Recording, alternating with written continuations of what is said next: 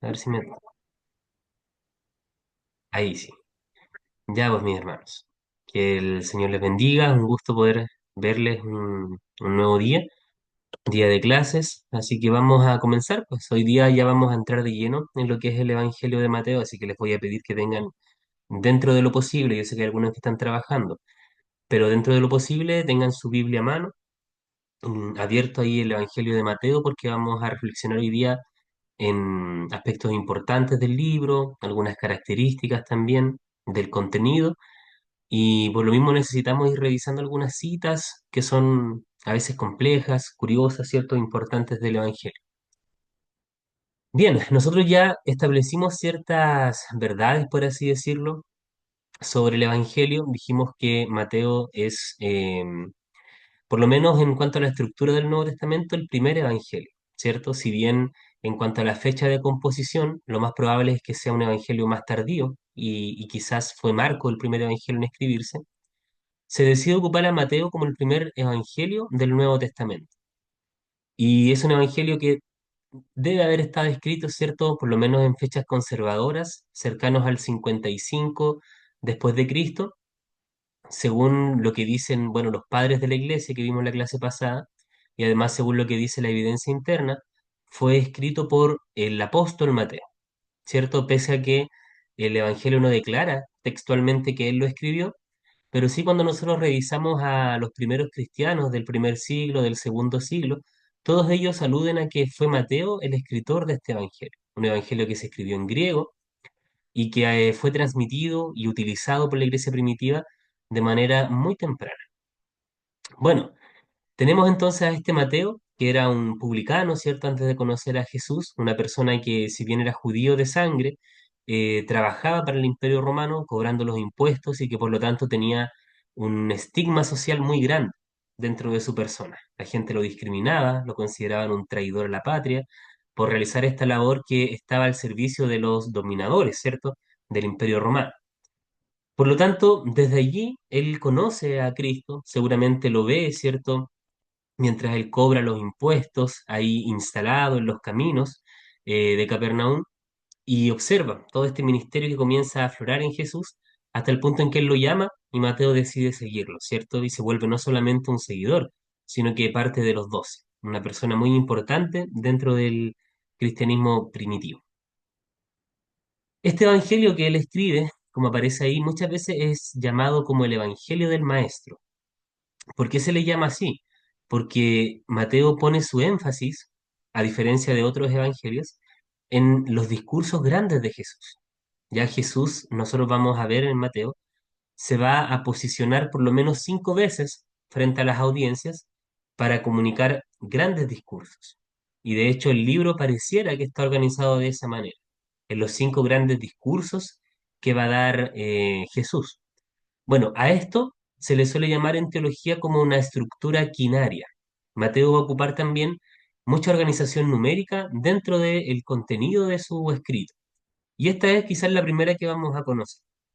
La estructura quinaria entonces significa que Mateo organiza, al parecer, su evangelio en 5 grandes discursos de Jesús. Bueno, ¿por qué hace esto? Ya es posible que haya sido solamente un recurso literario, ¿cierto? El deseo de poder organizar mejor lo que él quería escribir y transmitir y contar sobre Jesús. Es posible que haya sido solamente eso, ¿cierto? Y como era una persona que manejaba y conocía de números, porque era un publicano, le parecía mejor escribirlo, ¿cierto?, de esta forma ordenada en 5 discursos. Puede ser una opción. Aunque hay otros teólogos que dicen que hay una intención de presentar a Cristo como un nuevo Moisés. Recuerden que Mateo está escribiendo principalmente a un pueblo judío, ¿cierto? Quizás a judíos no creyentes o quizás a judíos cristianos, ¿cierto? Del primer siglo. Por lo tanto, puede ser que haya una intención de Mateo de presentar una comparación entre estos 5 discursos de Jesús con el Pentateuco o la Torá. Ya recuerden ustedes que la Torá, que es la revelación que Dios le da a Moisés, está compuesta también por 5 libros, ¿cierto? Génesis, Éxodo, Levítico, Número, Deuteronomio. Y en este caso Mateo vendría a contrastar, ¿cierto? El mensaje de Jesús y a equipararlo a lo que fue el Pentateuco o la Torá que transmitió Moisés al pueblo de Israel, con estos cinco grandes discursos que relata sobre Jesús. Bueno, ¿cuáles son estos cinco discursos? Son los que aparecen ahí abajito en la diapositiva. El primero, el más conocido de todos, ¿cierto? Quizás es el Sermón del Monte, que aparece en Mateo capítulo 5. Hay algunas Biblias que tienen las palabras de Jesús en rojo, y eso es muy ilustrativo. Ya si ustedes tienen ese tipo de Biblias, les voy a pedir que vean ahí en Mateo solamente de forma visual, no vamos a leer nada todavía. Pero si ustedes ven el capítulo 5, va a estar cargado de color rojo, porque ahí Jesús comienza a elaborar un discurso muy largo que va a tomar uno, dos, tres capítulos completos del libro de Mateo. ¿Ya? Por lo tanto, ahí tenemos un primer gran discurso de Jesús. Pero así como ese, vamos a encontrar otros. Por ejemplo, en Mateo 10, si ustedes van ahí con sus Biblias a Mateo 10, van a encontrar otro discurso que se le suele llamar como discurso misionero, donde también tenemos prácticamente un capítulo y el siguiente también, lleno de palabras rojas, ciertos cargadas del discurso que Jesús transmite ahí. Lo mismo pasa en el capítulo 13, donde Jesús comienza a dar un discurso sobre las parábolas del reino, explica el reino de Dios en pequeñas parábolas. Luego tenemos un discurso eclesial, Mateo 18. Y por último, el conocido también discurso escatológico, o sea, cuando Jesús responde sobre las cosas que han de acontecer en el futuro, que sería Mateo 24 y 25. Esa es, por así decirlo, la estructura básica de este libro. Y hay personas que han propuesto otra estructura, pero yo creo que esta es la más notoria, ¿ya? Los cinco grandes discursos que Jesús transmite en el Evangelio de Mateo. Por lo tanto, eso es lo que hace a muchos teólogos llamar a este Evangelio como el Evangelio del Maestro. Jesús está constantemente aquí enseñando, ¿cierto? Transmitiendo una enseñanza a sus discípulos. Bueno, antes de entrar en el contenido, otra característica importante del Evangelio de Mateo es que, tal como yo les contaba, él tiende a organizar la información de forma numérica. Ya vimos, ¿cierto?, que en esta diapositiva anterior existía una estructura quinaria, o sea, organizó el libro en cinco sermones, cinco grandes enseñanzas de Jesús. Pero también podemos encontrar en Mateo triadas, que son organizaciones de información en grupos de tres, o pares, que es organización de información en grupos de dos. ¿Dónde aparece eso? Ya, por ejemplo, fíjense aquí en el cuadrito verde que aparece. Jesús en el desierto tiene tres tentaciones. Ya él se enfrenta, ¿cierto?, a Satanás, que lo comienza a tentar, y Satanás lo tienta con tres cosas distintas. Y Jesús reacciona, ¿cierto?, con tres respuestas bíblicas del libro de Deuteronomio. Eso aparece ahí en Mateo 4, versículo 1 al 11. Pero también en Getsemaní Jesús tiene tres momentos de oración. También eso aparece en Mateo 26. Pedro niega en Mateo a Jesús tres veces. Mateo 26, 69 al 75. Jesús realiza tres milagros seguidos antes de una sección de enseñanza, por ejemplo en Mateo 8 y en Mateo 9. Existen tres anuncios de la pasión. Jesús anuncia su muerte previamente a los discípulos tres veces. Ya ahí aparecen los textos, Mateo 16, Mateo 17, Mateo 20. Tenemos tres anunciamientos de la pasión de Cristo, o sea, de su muerte antes de que ocurra. Y además, la genealogía de Jesús, ustedes ven ahí el capítulo 1 de Mateo, cuando se comienza a contar quiénes fueron los ancestros de Jesús, están organizados en tres grupos de 14, ¿ya? Por lo tanto, uno podría pensar que si esto ocurriera dos veces, ¿cierto? Sería una coincidencia. Pero al parecer en Mateo estaba este deseo de poder organizar el contenido de esta forma. Quizás porque podría ser más fácil de comprender, ¿cierto? Más fácil de memorizar. Ya por ahí va quizás un poco más la respuesta que vamos a ver después. Bueno, aparte de las triadas de la organización en grupos de tres, también Mateo utiliza mucho la organización en grupos de a dos. Fíjense ustedes ahora en el cuadro que aparece aquí abajo, que está con el color un poco más naranja. Hay dos caminos, según Mateo, ¿cierto? El camino ancho y el camino estrecho. Hay dos cimientos. Está la roca y está la arena. Hay dos hijos, ¿cierto? Uno dice que sí, uno dice que no va. Hay dos ciegos, dos endemoniados y finalmente dos destinos, ¿cierto? El cielo y el infierno. Por lo tanto, también tenemos ciertas coincidencias, ya en que Mateo organiza la información, puede ser en grupos de cinco, como vimos, el libro completo, en grupos de tres, triadas, en grupos de dos, pares, ¿cierto? Para organizar mejor la información, pero esto tiene también un contexto propio de la cultura judía, porque ustedes saben que hoy en día nosotros no tenemos como una facilidad la mayoría de las personas para memorizar cosas. Se nos suelen olvidar fácilmente, ¿cierto? Porque tenemos muchos apoyos de memoria. Ya si yo necesito hacer algo en la tarde, por ejemplo, lo escribo en una agenda o lo escribo en mi teléfono, ¿cierto? Dejo una alarma. Hoy en día casi todas las cosas que nosotros hacemos tienen respaldo. Yo probablemente en un año me puedo olvidar de muchas cosas de la clase, ¿cierto? Pero miro de nuevo la presentación que hice y me voy acordando, porque tenemos ahí ayudas de memoria. Obviamente en esta época, para los judíos no era fácil ya poder adquirir papel, ¿cierto? Que ya tenía un precio alto y además, no sé, algún escriba o ellos mismos saber leer y escribir, ya eran requisitos que no eran tan fáciles de tener. Por lo tanto, en la cultura judía, como era tan importante mantener sus tradiciones, ¿cierto? Y grabar las enseñanzas de Dios en su corazón, como dice el libro de Proverbios, lo que hacían los judíos era memorizar. Memorizaban grandes cantidades de textos, ya muchas cantidades de textos ellos las memorizaban. Y para eso también ellos recurrían a ciertas técnicas de memorización. Y una de esas técnicas solía ser la organización de información en forma numérica.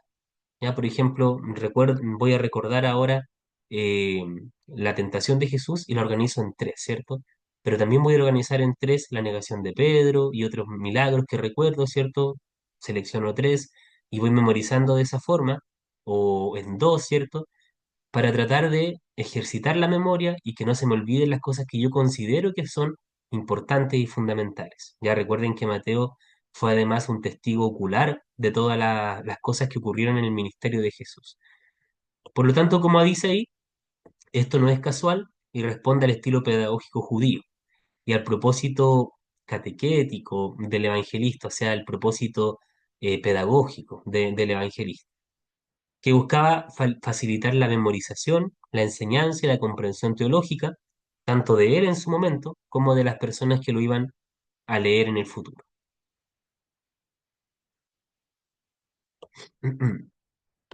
Bien, y otro aspecto importante del Evangelio de Mateo y que lo diferencia, ¿cierto?, de los otros, ya hemos visto dos. Ya vimos que una diferencia, una particularidad de Mateo es que hay una centralidad en Jesús como maestro, ¿cierto? Él está constantemente enseñando. Vimos también que organiza la información de forma numérica, ¿cierto? Triadas, en grupos de cinco o en grupos de dos. Y además, una tercera cosa que vamos a agregar, que es propia de Mateo, tiene que ver con las profecías mesiánicas, ¿ya? ¿Qué va a ocurrir? Que las personas que vivieron con Jesús durante su ministerio, luego de su muerte, dice la Escritura que el Espíritu Santo vendría sobre ellos y les haría comprender todas las cosas que vivieron. Este acto de comprensión que genera el Espíritu Santo en los creyentes y en los apóstoles, también los llevó a comprender que muchas cosas de las que vivió Jesús en su ministerio ya habían sido anunciadas en el Antiguo Testamento. Y en el caso de Mateo, él realiza un ejercicio muy importante revisando el Antiguo Testamento y luego contrastándolo con cosas que se cumplieron o profecías que se cumplieron con la venida de Jesús. Y él, recuerden que está escribiendo a judíos, por lo tanto, parte de su intención es demostrar a estos judíos que Jesús es el Mesías que Israel estaba esperando. ¿Y cómo lo va a demostrar? Bueno, evidenciando que las profecías del Antiguo Testamento se han cumplido en la vida de Jesús. Por eso él pone mucho énfasis en recalcar cuando estas cosas ocurren. De hecho, Mateo en su Evangelio entrega 12 profecías cumplidas sobre Jesús, y aquí sí me gustaría que nos pudiéramos detener en algunas. No sé si alguno de ustedes, hermanos, puede buscar ahí en sus Biblias Isaías 7:14, por favor. Y si alguien lo encuentra, le voy a pedir que nos ayude ahí con la lectura.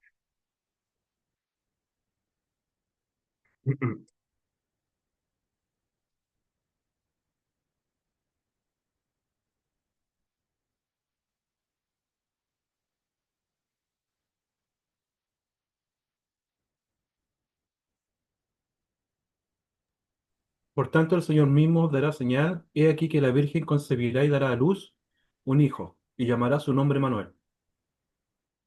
Amén. Ahí tenemos, ¿cierto? Algo que profetiza el profeta Isaías, ¿ya? Una profecía que estaba ahí en Isaías. Mateo dice lo siguiente sobre Jesús. Vayan ahora a Mateo 1, 22, perdón, 22 y 23.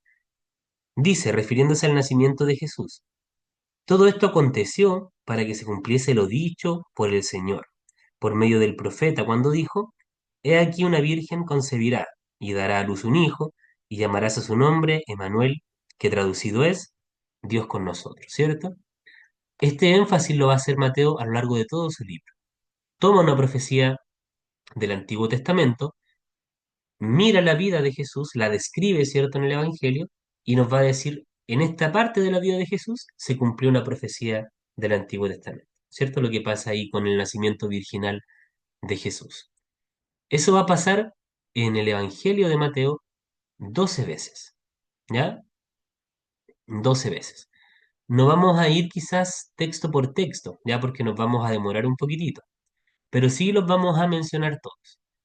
Por ejemplo, aparte del nacimiento virginal de Jesús, Mateo recalca que una profecía que se cumple es que Jesús debía nacer en Belén, ¿cierto? Y cuando él describe el nacimiento en Belén, dice algo parecido. Esto aconteció, ¿cierto?, para que se cumpliera las palabras del profeta, ¿ya? Y menciona que la profecía del Antiguo Testamento había dicho que el Mesías iba a nacer en Belén. ¿Por qué Jesús va a Belén en el relato? Porque justamente en el Imperio Romano comienza a realizarse un censo, o sea, un conteo de la población.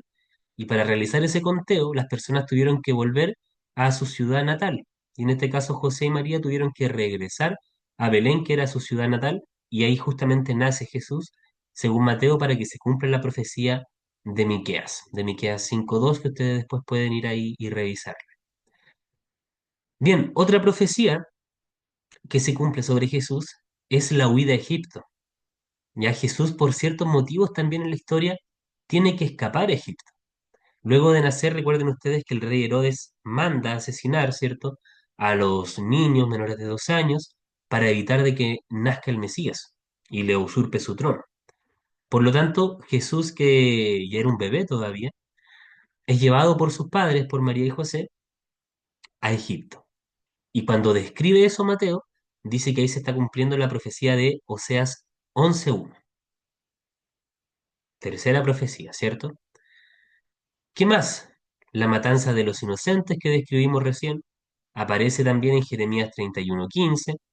El hecho de que Jesús sea llamado Nazareno, o esta palabra Nazareno, también aparece quizás de cierta forma referenciada en Isaías 11:1.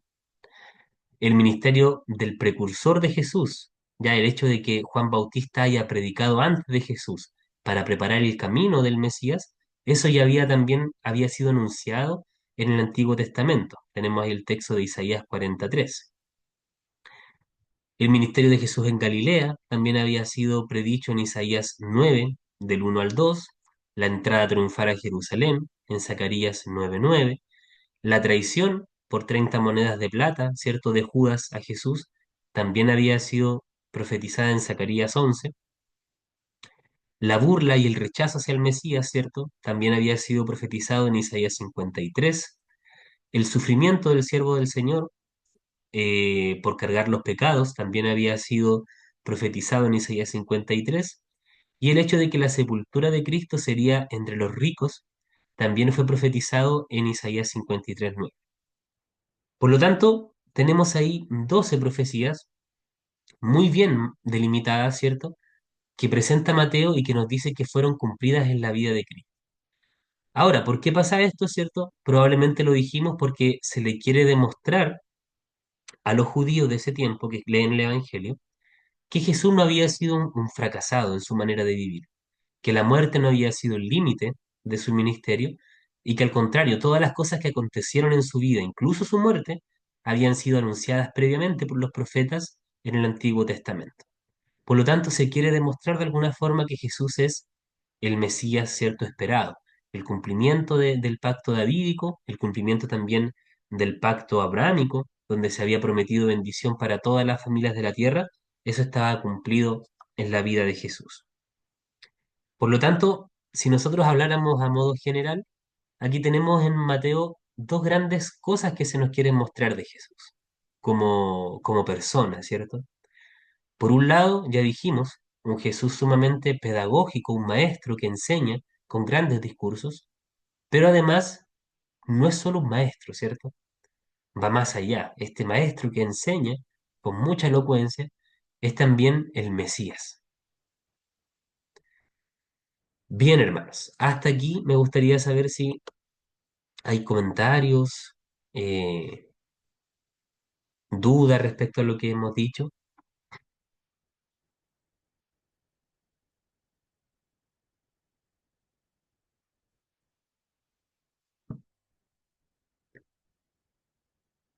Ya. Hermano Patricio, creo que iba a decir algo, ¿no? No, no, nada, que siguiera nomás, porque no, Ah, no ya. había... Muy bien. Ya pues, hermanos, hay entonces también más cosas numéricas que representan la enseñanza de Jesús en Mateo. Tenemos justamente 7 enseñanzas sobre el reino. Y fíjense los números que estamos ocupando, ya que para la cultura hebrea no eran números irrelevantes, ¿cierto? Recién vimos 12 profecías mesiánicas.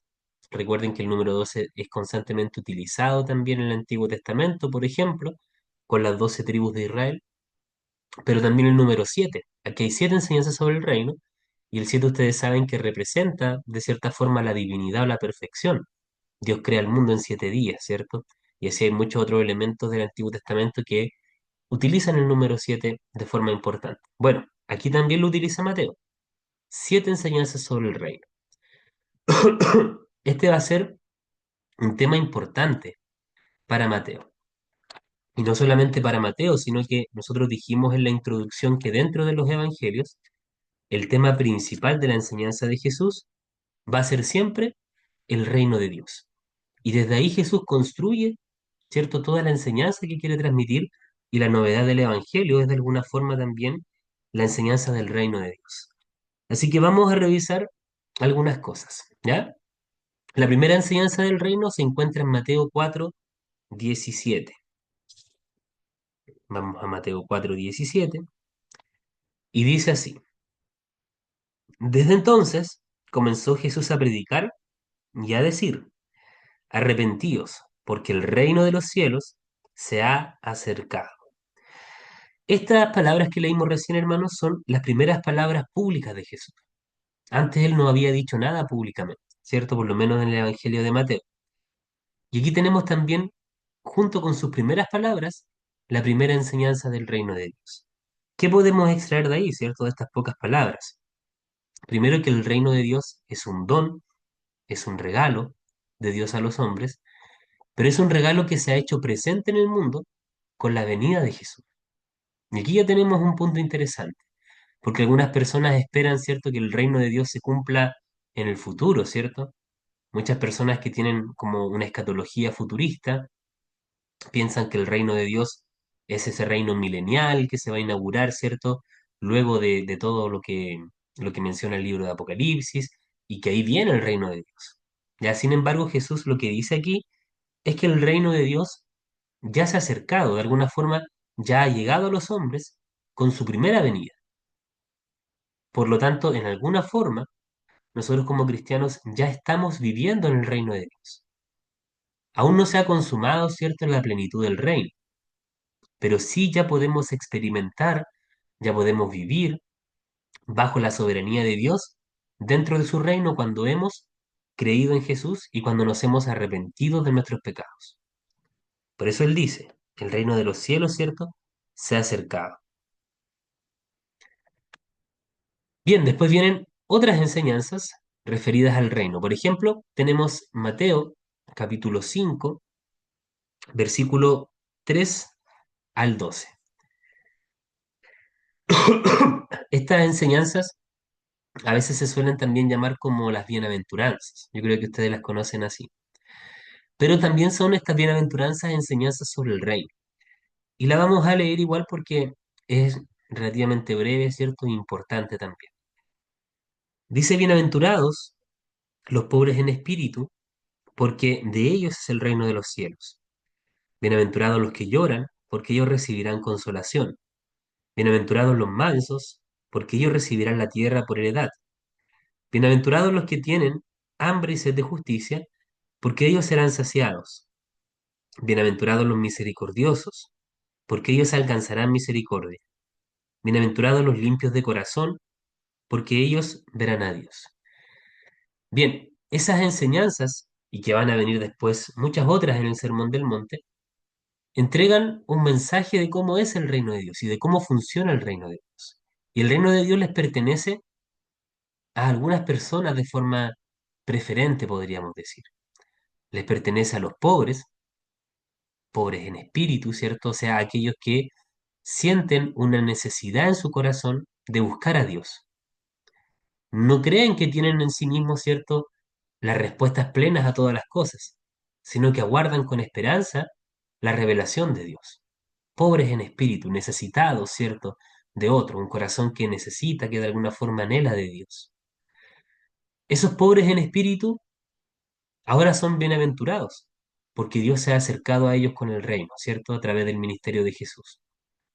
Lo mismo pasa con los sencillos, las personas que viven no solamente en condición de pobreza, sino que en condición de humildad, esperando la justicia, ¿cierto?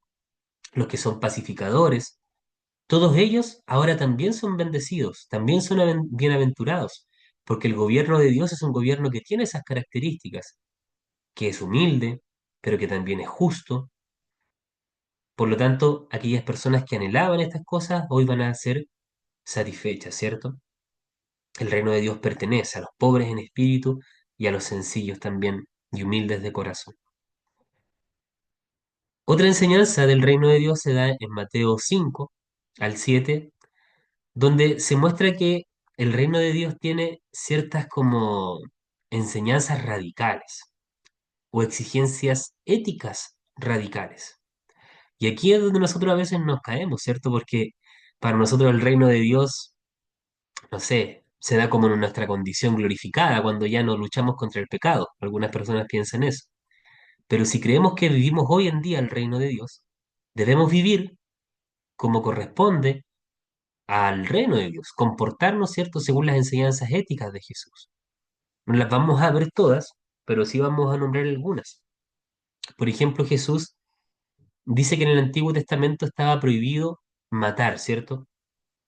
Y el Antiguo Testamento dice en los 10 mandamientos, no matarás. Pero fíjense que en el Sermón del Monte Jesús dice, mas yo os digo que no matarás, ¿cierto?, a otro en tu corazón. O sea que cuando tú odias a otra persona, cuando tú sientes rencor y rechazo por otra persona, de alguna forma ya lo mataste en tu corazón y ese acto que es interior ya es negativo. Por lo tanto, alguien que vive en el reino de Dios no debe controlar solamente el acto de matar, sino que debe regular su interior al punto de no sentir odio o un rechazo, ¿cierto?, por las demás personas, al punto de descartarlos de su vida y esperar cosas negativas para ellos, ¿cierto? Hermano Patricio. Mire, estaba leyendo Lucas 17, 20 y 22 y dice que Jesús le responde a unos fariseos cuando ellos les preguntan ¿cuándo vendrá el reino de Dios? Y Jesús les dijo, el reino de Dios no va a venir en forma visible, Mm, que es lo que estaban esperando los fariseos. La gente no dirá está aquí o está allí, en realidad Dios ya reina entre ustedes. Eh, Esto significa que cuando Jesús les dijo esto a los fariseos, el reino de Dios estaba aquí en la tierra en la persona de Jesucristo. mm. Sí, por lo menos lo que se dice siempre en teología es que Jesús inaugura el reino de Dios. Ya, él lo inaugura. Sí, Pero yo he recuerden escuchado que... que él inaugura, pero acá estoy leyendo el texto de forma literal Mm, y fíjese que él usa la palabra, la gente no dirá está aquí o está allí, en realidad Dios ya reina entre ustedes. mm, Dos cosas importantes. Se parece al texto de Mateo 24, donde dice, vendrán muchos Cristos, mm, pero no salgáis a verlos si está aquí o está en tal parte. mm, Ya, entonces, Cristo. Y aquí en Lucas es como que estuviera diciendo que el reino de Dios, en realidad, Dios ya está, ya reina entre ustedes. El Espíritu Santo tiene que ver con esta palabra. Se Mm, podría decir que cuando vino Cristo, el reino de Dios estaba aquí y Él dijo que iba a dejar otro consolador en su lugar. Quiere decir que el reino de Dios ahora sigue en nosotros, como usted bien explicaba, no plenamente quizás, porque falta la presencia, a lo mejor vivo acá del mismo Señor, pero se podría considerar que el Espíritu Santo es la extensión de ese reino de Jesucristo en mm, nosotros. Esa es mi pregunta. mm. A ver, bueno, yo creo que ahí hay que entrar a definir un poquitito qué entendemos por reino de Dios. Ya, ¿qué es reino de Dios para nosotros? En términos súper simples, ya uno podría decir el reino de Dios es que nosotros somos gobernados en nuestra forma de vivir, ¿cierto? Por Dios, como lo más sencillo quizás. Y de alguna forma Dios gobierna eternamente toda su creación. Él nunca ha dejado de ser Señor de la creación, ¿cierto?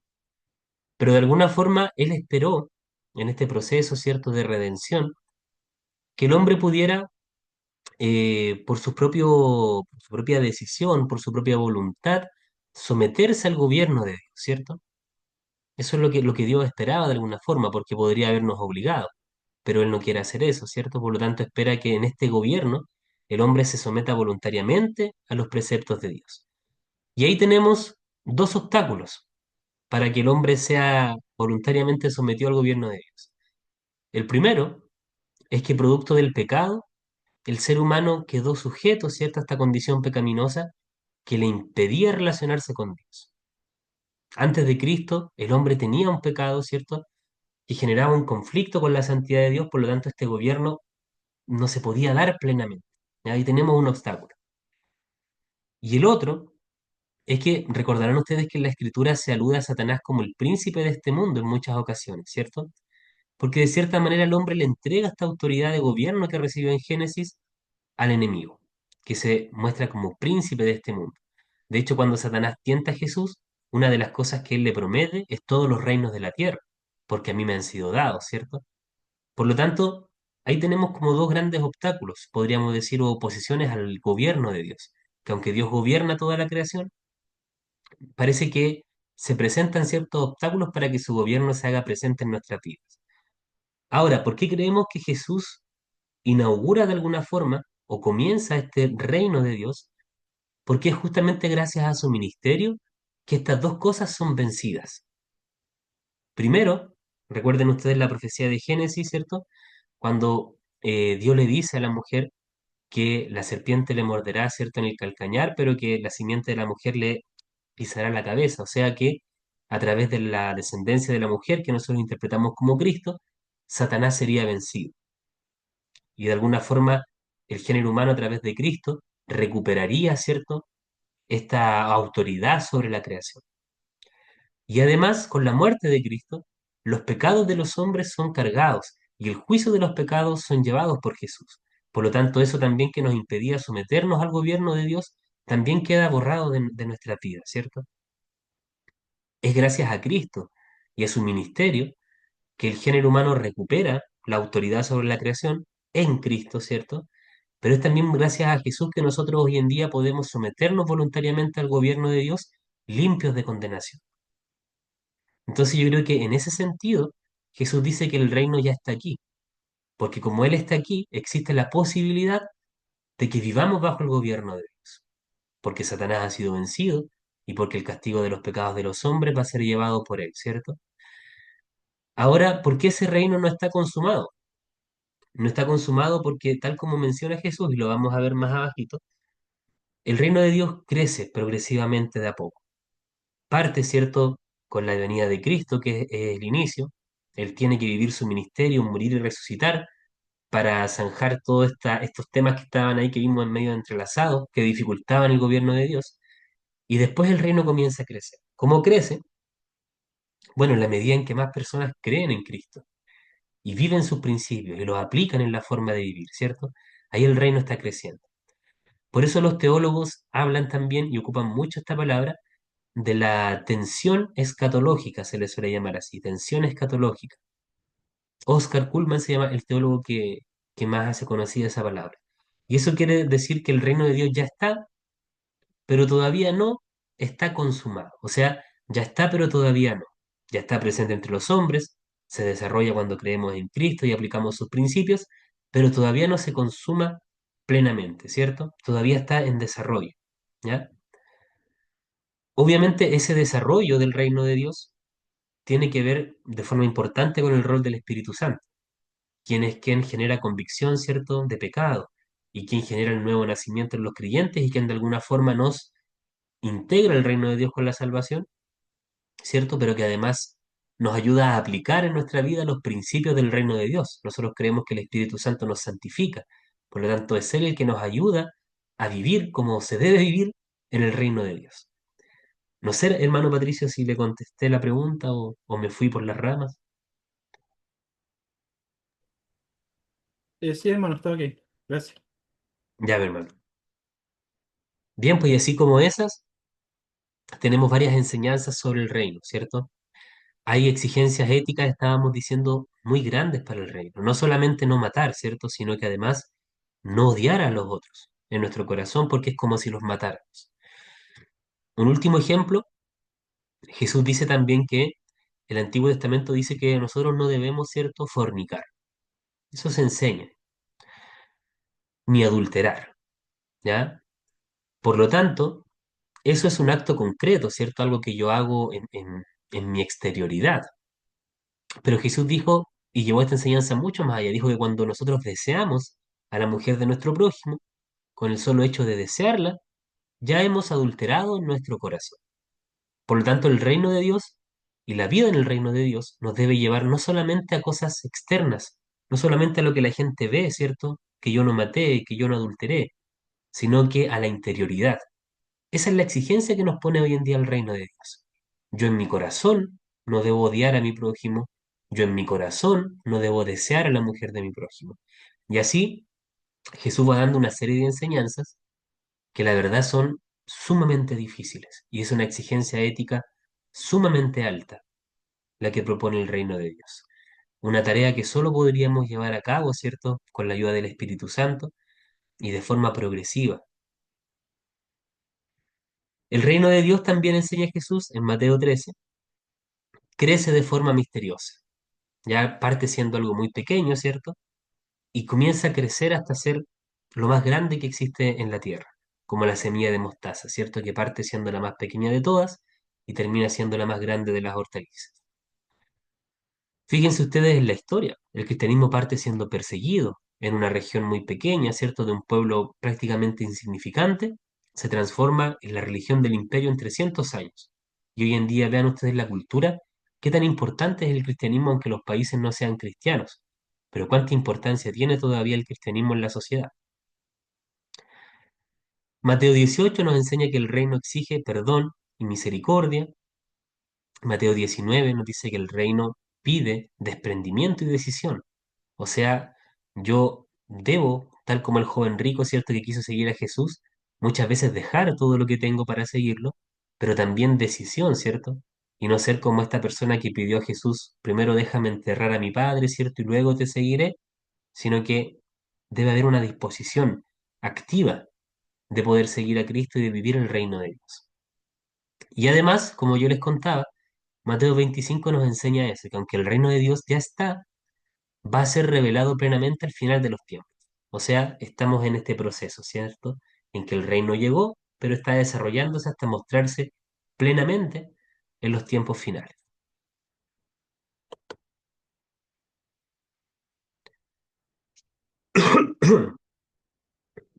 Algunas características singulares de Mateo, antes de entrar ya al contenido, tienen que ver con lo siguiente. El 42% de Mateo como libro es contenido singular, o sea, que no aparece en ningún otro evangelio. ¿Ya?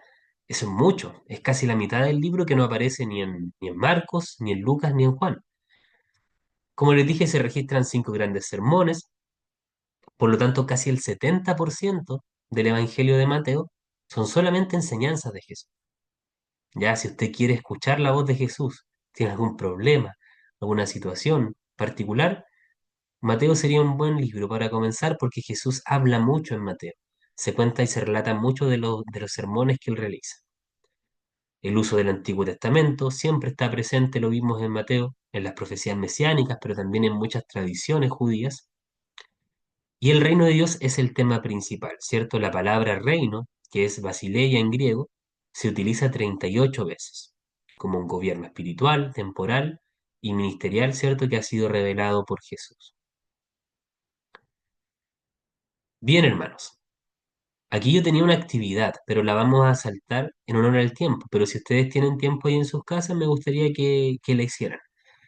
¿Para qué? Para que ustedes como que logren interiorizar las cosas que hemos hablado y también hacer este ejercicio de memoria. Practiquen y respondan ahí en qué año se escribió Mateo, según lo que vimos nosotros, ¿cierto? La dos, ¿cómo saber que Mateo es el autor del evangelio que lleva su nombre? ¿Qué evidencias hay para respaldar que Mateo fue el autor de ese evangelio? Y la última, de todas las cosas que nosotros vimos, ¿cierto?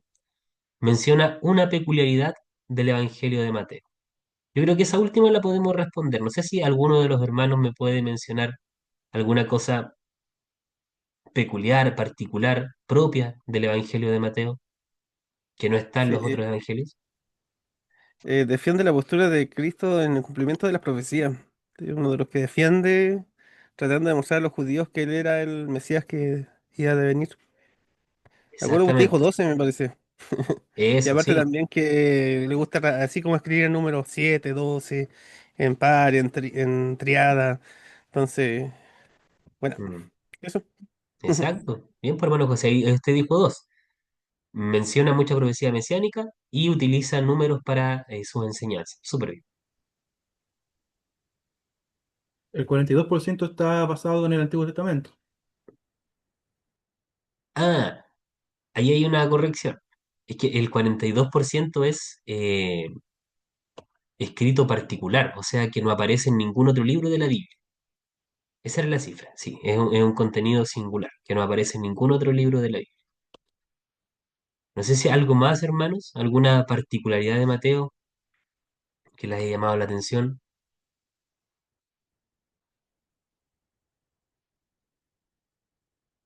El libro está dividido, dijimos, en 5 sermones, ahí tenemos otra, ¿ya? Bien, ahí la idea es que ustedes puedan ir repasando. Y aprovecho esta oportunidad para decirles que yo ya les envié la tarea que vamos a realizar. Está en el grupo de WhatsApp. Es justamente como una especie de actividades que ustedes tienen que responder. Aparecen preguntas de alternativa, aparecen preguntas de reflexión sobre textos bíblicos. Tienen toda esta semana para entregármelo. Ojalá me lo pudieran entregar el día lunes, ¿ya? Para yo poder revisarlo y ahí vamos a sacar la primera nota del curso. Cualquier duda, hermanos, escríbanme, ¿ya? Para poder orientarlos en el desarrollo de eso. Bien, entremos entonces ahora sí al contenido del Evangelio de Mateo. El Evangelio de Mateo puede dividirse en 7 partes si nosotros lo hacemos de forma narrativa. ¿Ya? Y la primera parte se le suele llamar como un prólogo. El prólogo es una especie de introducción, un contexto previo al contenido central que se quiere contar. Lo que se quiere contar en los evangelios, recuerden, siempre es el ministerio de Jesús. Ya, eso es lo importante, lo más relevante de los evangelios, el ministerio de Jesús, sobre todo su muerte, su resurrección. Sin embargo, Mateo parte desde otro ángulo, utiliza como una especie de prólogo y nos cuenta algo de la vida de Jesús que es parte de su infancia. ¿Qué cosas nos cuenta? Primero, nos muestra una genealogía. ¿Qué quiere decir eso? Que Mateo nos muestra quiénes son o quiénes fueron los padres de Jesús, hacia atrás, ¿cierto? Se suele creer que esta genealogía parte desde José. Ustedes saben que aunque José no era el padre biológico de Jesús, sí fue el padre, por así decirlo, que estuvo presente en su crianza. Ya, y como se dice hoy en día, padre también es el que cría. Entonces, en la cultura judía era importante seguir la genealogía también del padre. Si Jesús decía que era hijo de David y si él decía que era el Mesías, tenía que tener un vínculo genealógico con David. Y recuerden que Mateo quiere demostrar que Jesús es el Mesías. Por eso Mateo se toma el tiempo de contarnos quiénes fueron los ancestros de Jesús hacia atrás. Y ahí tenemos una genealogía bastante larga que llega hasta Abraham y que nos muestra que Jesús, dentro de su ascendencia, están personas tan importantes como por ejemplo David. Y por eso podemos decir que Jesús es hijo de David, ¿cierto? Y una persona que puede aspirar a ser el Mesías de Israel, ya porque eso era un requisito. Se nos cuenta el nacimiento de Jesús, la visita, por ejemplo, de los magos que vienen desde el oriente. También se nos cuenta el intento de asesinato por parte de Herodes a los niños y cómo Jesús tiene que verse obligado, siendo un bebé todavía, a escapar hacia Egipto. Se menciona la masacre en Belén y además se finaliza con el regreso de Jesús a Nazaret, que Nazaret va a ser la ciudad donde Jesús llega siendo todavía un niño, un bebé, y es ahí donde él se va a criar. Nazaret era un pueblo sumamente pequeño, ya era una aldea donde vivían muy pocas personas. Tan difícil o tan pequeña era que no se han encontrado ni siquiera muchos restos arqueológicos que nos digan a ciencia cierta dónde estaba ubicada la ciudad, pero sí sabemos que estaba en la provincia de Galilea. Ya esa es la ciudad donde Jesús va a desarrollar su vida. Después de esto, después de contar estos relatos sobre la infancia de Jesús, la niñez de Jesús, Mateo va a dar un salto bastante grande hacia el ministerio de Jesús. Y ahí tendríamos, por así decirlo, la segunda parte del libro de Mateo, que sería el Evangelio del Rey, cuando Jesús comienza sus primeras enseñanzas, sobre todo su primer discurso, sobre el reino de Dios. Esto va desde el capítulo 3 hasta el capítulo 7. Esa sería la segunda parte del contenido de Mateo. Bueno, ¿qué se cuenta en esa parte? Se cuenta sobre el ministerio de Juan el Bautista, ¿cierto? Se cuenta que Juan bautizaba en el río Jordán para perdón de los pecados y que además Jesús es también alguien que se bautiza para cumplir con todos los preceptos, ¿cierto?, que se consideraban correctos en ese tiempo. No es que Jesús tuviera pecados por los cuales arrepentirse, ¿cierto? Pero él da ejemplo a través de lo que realiza para lo que debe ser después practicado por la misma iglesia. Se muestra la tentación de Jesús, como él estuvo 40 días antes de comenzar su ministerio siendo tentado por Satanás en un ayuno muy intenso, y que luego de ese enfrentamiento a la tentación y de esa preparación espiritual, él comienza ya su ministerio en Galilea. Bueno, interesante los paralelismos que hay aquí con el Antiguo Testamento. Recuerden ustedes que Moisés también pasa 40 días de ayuno. Moisés, antes de traer la ley al pueblo de Israel en el libro de Éxodo, él está 40 días con Dios ayunando, también sin ingerir alimento. Luego de eso baja, ¿cierto?, con las tablas de la ley y se las presenta al pueblo de Israel. Nótense los paralelismos interesantes que hay ahí. Y luego de eso, Jesús ya comienza a predicar su mensaje, a llamar a sus primeros seguidores y a dar este primer gran discurso que se le suele llamar como el Sermón del Monte, donde, como vimos, presenta el reino de Dios y nos cuenta sobre todo cómo debe vivir, cuáles son las conductas éticas de una persona que debe cumplir o vivir en el reino de Dios. Y ahí él utiliza una palabra muy interesante. Dice, habéis oído que se dijo, y luego agrega, pero yo os digo. O sea, Jesús en este primer sermón, algo interesante que hace es dar una nueva interpretación de la ley.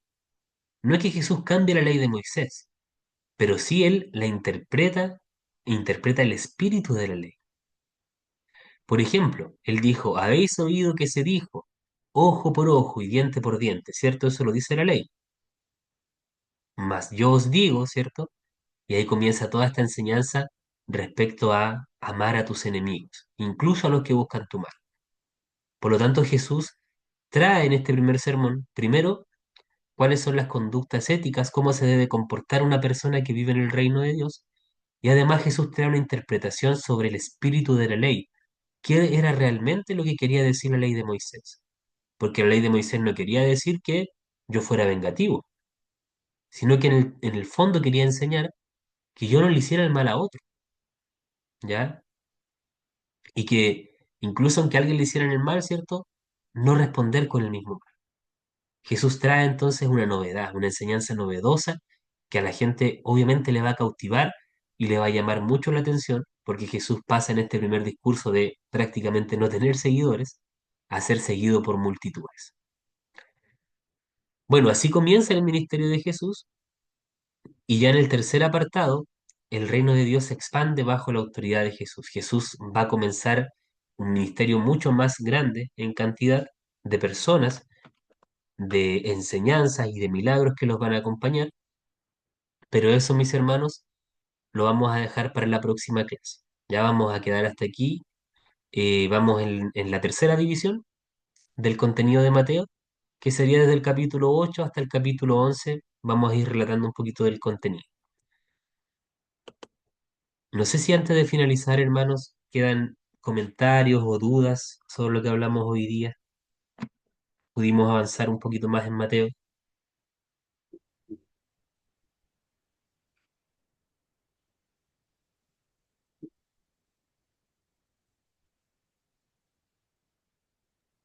Parece que no hay dudas. Parece que no. Profesor, ¿Sí? profesor, en base cuando Jesús hace la declaración del reino, igual nosotros como cristianos, tal vez yo quedé pegado en ese tema, nosotros somos embajadores de ese reino, ¿ya? Claro. Yo yéndome a Mateo 11:12 que dice que el reino de los cielos sufre violencia y los violentos son los que lo arrebatan, es que nosotros, gracias por la acción de Jesucristo en la muerte en la cruz y la acción del Espíritu Santo en nuestra vida, nosotros venimos y traemos ese reino. Mm, Sacudimos las tinieblas, chocamos, porque antes el reino de las tinieblas era el que influía en las vidas. Y cuando nosotros como cristianos estamos empoderados con el poder y la unción del Espíritu Santo, cuando vamos y predicamos de este Cristo maravilloso que cambió nuestra vida, porque estamos acá preparándonos para servirle con más eficacia, yo lo interpreto así, que estamos haciendo que ese reino siga avanzando y chocando contra el reino de las tinieblas. mm, Entonces, eso es lo que yo interpreto cuando Jesucristo hizo esa declaración. Entonces, claro, quería recién quedé como con la bala pasada de decirlo y por darle continuidad a la clase no quise interrumpir. Así que eso, mm. Dios le bendiga. Exacto, pues. Bueno, las personas que viven en el reino de Dios deben ser violentas quizás en esta palabra, vehemencia, es como una convicción fuerte, ¿cierto? Que nos motiva a actuar. Ya, eso sin duda debe estar en las personas que viven el reino de Dios. Ahora eso siempre debe ser desde la acción del amor y de la donación. Vean ustedes la vida de Jesús. Él fue siempre activo, ¿cierto? En todo lo que hizo. Pero las cosas que él hacía siempre eran fundamentadas en un amor profundo a los demás y en buscar la promoción de los demás, o sea, que el otro alcance una posición mejor que la que tiene, ¿cierto? Porque él miraba la miseria del hombre, por eso se compadecía del hombre. Incluso en la cruz, perdónalo, Señor, porque no sabes lo que hacen, ¿cierto? Activo en el reino, declarar esas palabras, hay que ser valiente, ¿cierto? Pero siempre en el amor, en la misericordia, en la compasión, en la promoción del otro. Eso es un ejemplo de Jesús que nos va a perseguir toda la vida, ¿cierto? Porque nos puso la vara altísima, ¿ya? Con valores morales muy grandes, ¿cierto? Y una vida perfecta que él tuvo y que nosotros somos llamados a imitar y a través de esa imitación, como usted dice, hermano José, transformar el mundo, ¿cierto? Combatir las tinieblas del mundo. Mis hermanos, no sé si hay algo más.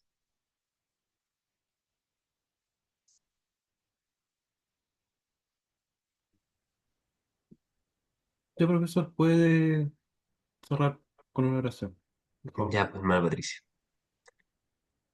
Señor, te agradecemos, Padre, por esta nueva clase que hemos podido tener. Gracias por tu presencia, Señor, en medio de nosotros.